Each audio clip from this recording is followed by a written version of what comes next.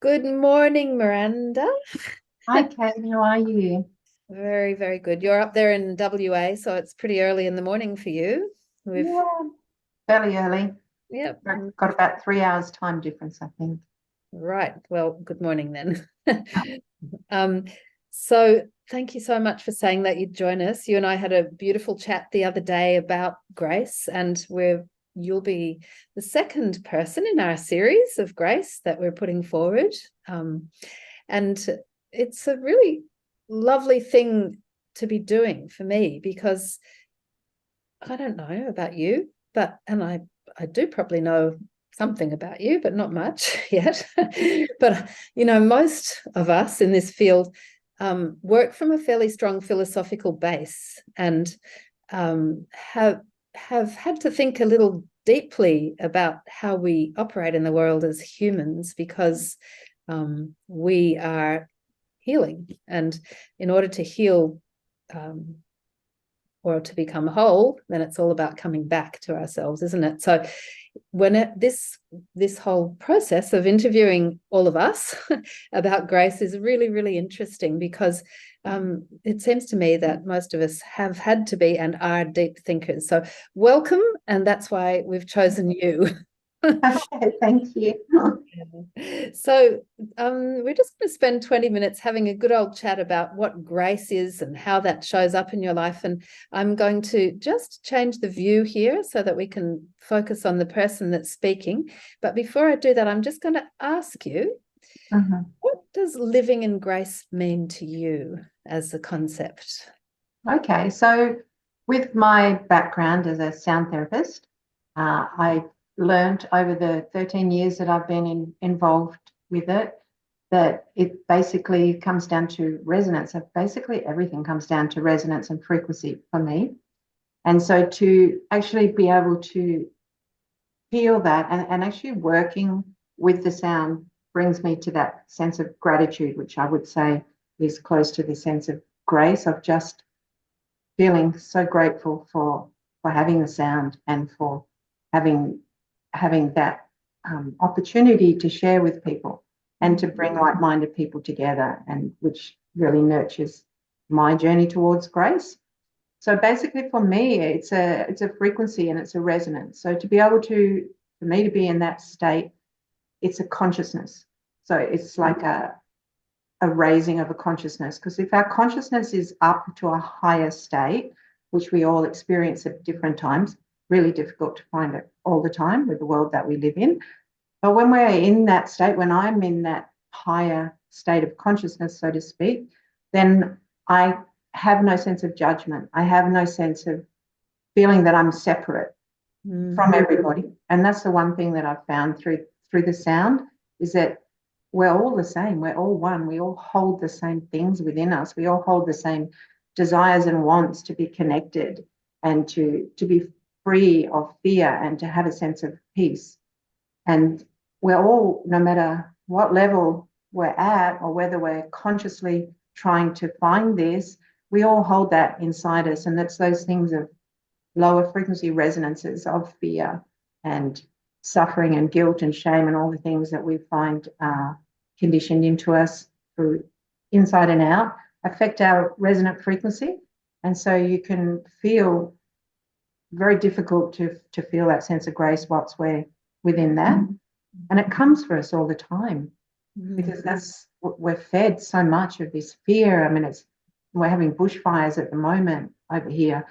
There's fear in all of that. We're constantly bombarded. So to actually be able to stay in that state for me is difficult. It's a constant day-to-day thing. And for me, it's a sense of self-awareness, being able to be aware of watching why and how we think and act, and how I think and act and what's bringing me to that.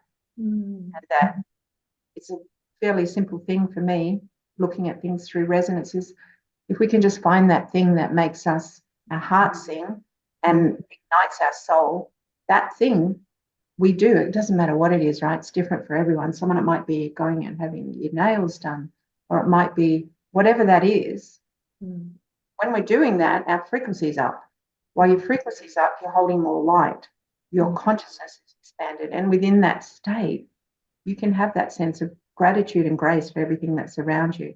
Really difficult while we're down in the lower frequencies. So the way that I perceive everything now through 13 years of sound is through resonance and frequency, and that it's up to us how we are able to control that. And really the simplest way is just find what makes you feel good and do more of that, because the next day something else is going to come along and sideswipe you, and boof, you're going to go down. It doesn't matter. It's going to happen to all of us. So yeah, love that. As you're speaking, beyond what you're saying, there's a glow. I mean, you've always, every time I've met you online or even talked to you, you can feel the glow. Sitting here and focusing on what you're saying, you and your bowls, and there's a lot of them, by the way. A lot of bowls.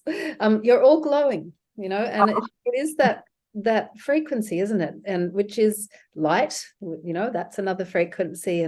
And we often talk about coming into the light or being able to pass more light through us. I love that idea of translucence, when, as you say, the things that draw us low, those lower frequencies, that we get more solid and the light has a much harder time to come through. Yeah, absolutely. And light is consciousness and light is data. And the more data and consciousness we have, the less that we're able to fall, because you see things differently. It becomes like, how can we judge? We're all the same, and we all fall and we all rise. And so within that, to me, is where you would find grace. So for me, it would be a continual journey all the time, because I don't know how you would stay in that state all the time, living in the world we live in. Well, very difficult. Because for me, because everything is frequency and everything starts within our field. Our field's connected to the quantum field. It's connected to the consciousness of everything. So we're influenced. We can't help that while we're here. No matter where you feel that you sit, you're constantly in flux. Our energy is in flux. And so it's, to me, what this sound has taught me, one of the biggest thing that sound's taught me is to let go. And when we're holding on to things, it's like you're saying, we're holding on to that and creating that solid resonance that stops us moving. It's a letting go. And the one thing that sound, and I've seen it through all my students and everything, there's a point where you just let go. And in that letting go comes the flow. And in that flow, you start to see that we're much more. We're much more than those things that we think and feel and believe and are conditioned to believe what we are. But to let go of that is a difficult thing, because it actually sits as a resonance within our field.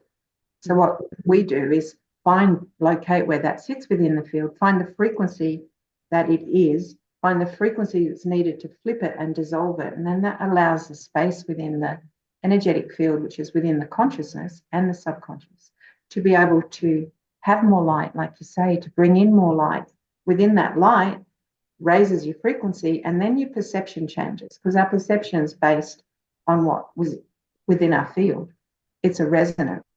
So if that gets moved, our resonance can go up, and therefore our perception changes. We see more light. We see the light in everybody, because it is in everybody. And everybody's wanting to find this, but you can't find it outside. It's an internal thing for me. This is what the sounds taught me.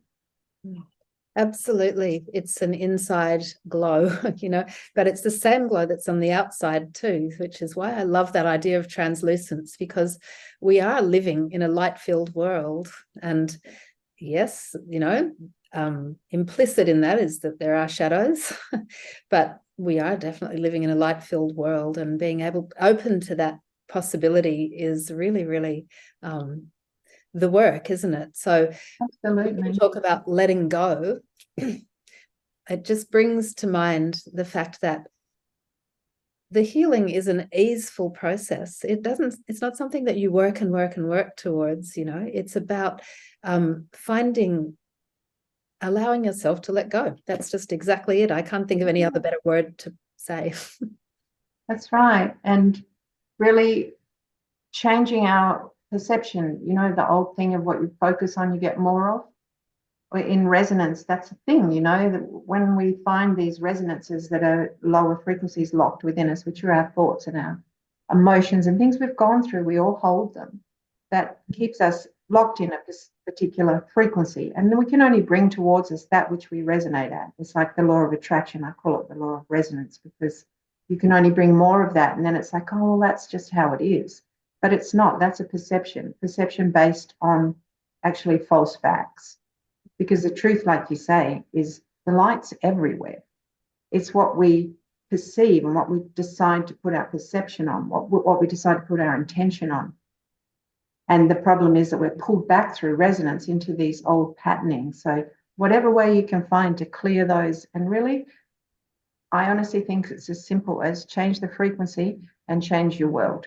So that means, like you're saying, we can look out there and see the terrible things, or we can look out there and see the light and the beauty and the light and the beauty in all of us. And then it's the same, or we can go out and see the terrible things and feel like that. And our resonance will change depending on that.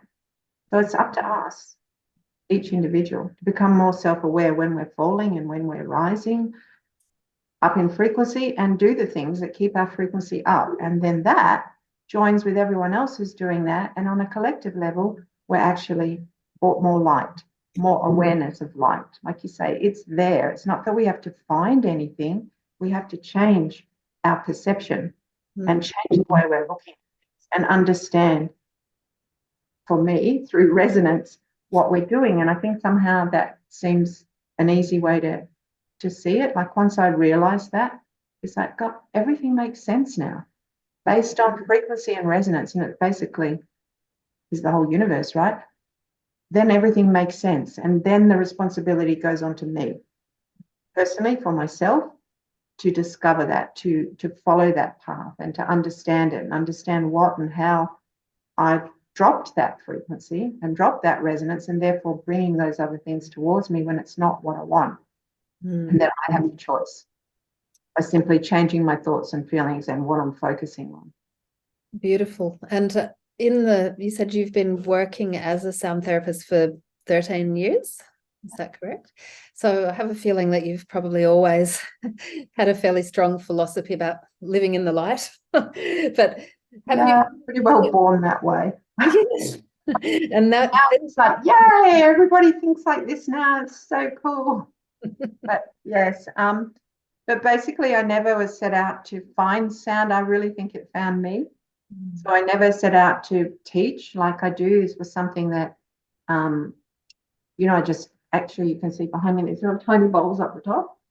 Initially, about 13 years ago, I asked somebody to bring me back some bowls from Nepal, right? Just for fun.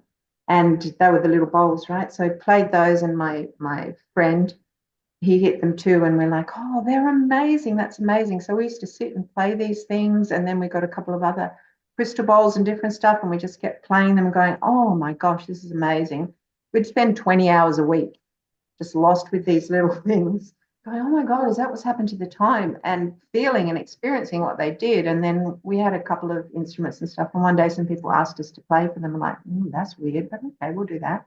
So we played, and then we kept playing, and we kept playing all over Perth and Adelaide and Bali and expos, and just played all the time. But through that playing over that next couple of years, I saw things happen for people, like,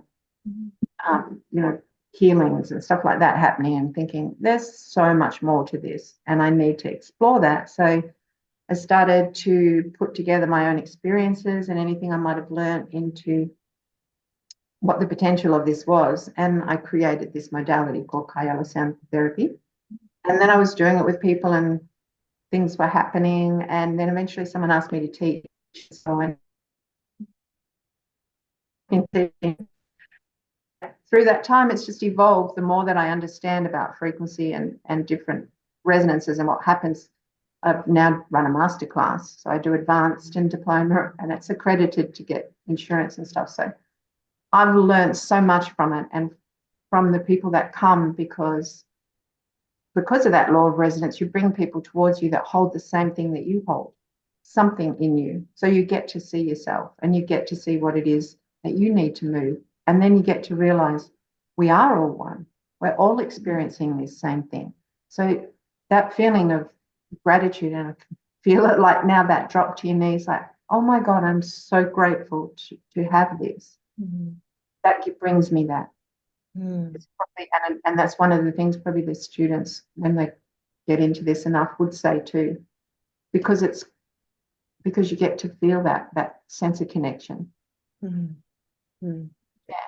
Beautiful. So it sounds like a real evolution for you, as well as all the people that you've taught or treated. You call it treating, worked with? I don't know how you I work with people, and I train people in how to do the modality as well. And so I hear so many things that happens for their clients and for people. And it's not because, I will say that we're not healers, we're the facilitators of the movement of energy, and the person's the healer.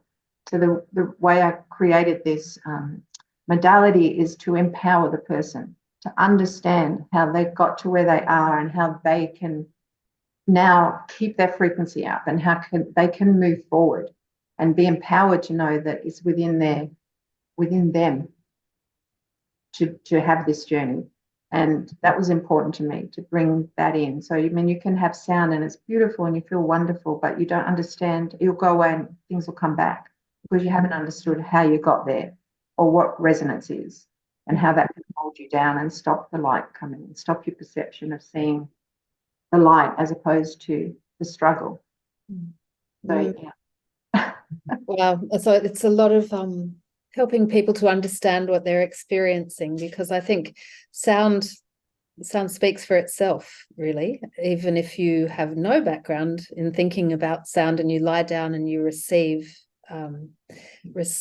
that sound therapy, then you change. Definitely you change and feel things. But being able to place that in a way that allows you to progress or continue with that healing is really important.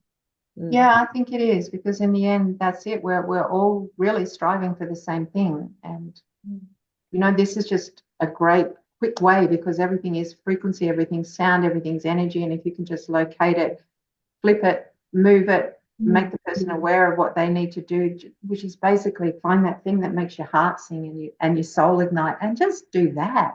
Frequency's up. And if your frequency's up, all that other stuff is a lower frequency. It's like AM and FM radio. It can't come. So it's really simple. So firstly, what do you think of, if you think of a mental picture of graceful, what does that bring up for you, just straight up? Okay. It would be a great big smile and eyes that just shine light, because they know that we're all one. And that's it. Beautiful. That for me, when you said that, brought up that whole smiling face of compassion, and it enables compassion. Because if you're in that state, you can't not have that. Because you understand, you feel that connection, and you understand there's no judgment. How can we judge anybody? Because it's a level, a frequency that they hold, and we all have it. The fears of things, and people react from that. So how can you judge anybody? So to have compassion is to understand that, for me. Beautiful. And I feel like, when we are in those lower frequency moments in our lives, and somebody is expressing their need or which might look like anger or frustration, or might look like some form of ignorance or stupidity or whatever else, then that can bump up against the solidity in ourselves, of the contraction in ourselves, and feel fairly uncomfortable. So a practice like sound therapy is all about that beautiful coming back into grace. And I love that about what you're doing there. So how do you more fully live? This is a finishing comment from you, or a finishing thought. What kind of hints or tips or practices or focuses, guidelines would you suggest for coming to live more fully in grace? I think giving yourself time and space to, like everybody understands, grounding, nature, how important that is. And basically, because nature has a specific frequency, that it holds, and we should hold that if we were into like a state of grace or feeling one. So while we feel good when we're in nature, our lives tend to take us away from that. We're constantly on computers and phones. They hold a resonance and a frequency that affects us and drops our electromagnetic field. So if we have that discipline to say, okay, every day or every whatever, I'm going to go out bare feet, go for a walk on the beach, go for a walk in the park, just sit outside, have your cuppa outside with bare feet on the ground, bring it into your daily life.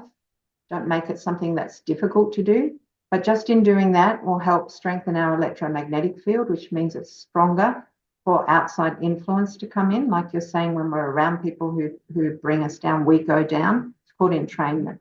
It can work the opposite way, where you can be strong in your frequency of a higher frequency, and that can bring that to other people and lift theirs as well. But we need to maintain our field. We need to maintain that. It's not something that I feel or I've experienced that you can grab and hold forever, because this life isn't made that way for us. We're bombarded. So it's a discipline to say simply as that. Do that. And then the other thing to just, if it's listening to music and dancing around the house, if it's whatever it is for you that makes your heart sing, like I said, make you feel good, more of that, and bring a balance, because we tend to not have a balance in life because it's so busy and everything else that's going on. So I think it's the simple things. It's the simple things that where we feel connected. It doesn't have to be hard. I love that it doesn't have to be hard, and you know, it is the simple things. That's what feeds us, and we keep being told that we need this complexity or this expensive thing, but it's the simple things. And I'd love to, which you may know this quote, but do you know Wendell Berry? Anyway, he's got a beautiful quote which is about that simplicity in nature and grace. He says, "I come into the peace of wild things who do not tax their lives with forethought of grief. I come into the presence of still water, and I feel above me the day-blind stars waiting with their light. For a time, I rest in the grace of the world and am free." Which, yeah, it just feels like what you're saying. Very much about what you've been saying. And I love the simplicity of your message and the accessibility of your message that you've been sharing with us. Yeah, it's really quite special. Well, you've got a whole day of grace to live up there. I do. And I'm really, really thankful that you've joined us. Yeah, thank you, Kate. I appreciate that as well very much. It's really lovely to be in the same Zoom room. Hopefully one day we'll be in the same room. Yeah, that's right. It'll be wonderful. Okay, you enjoy.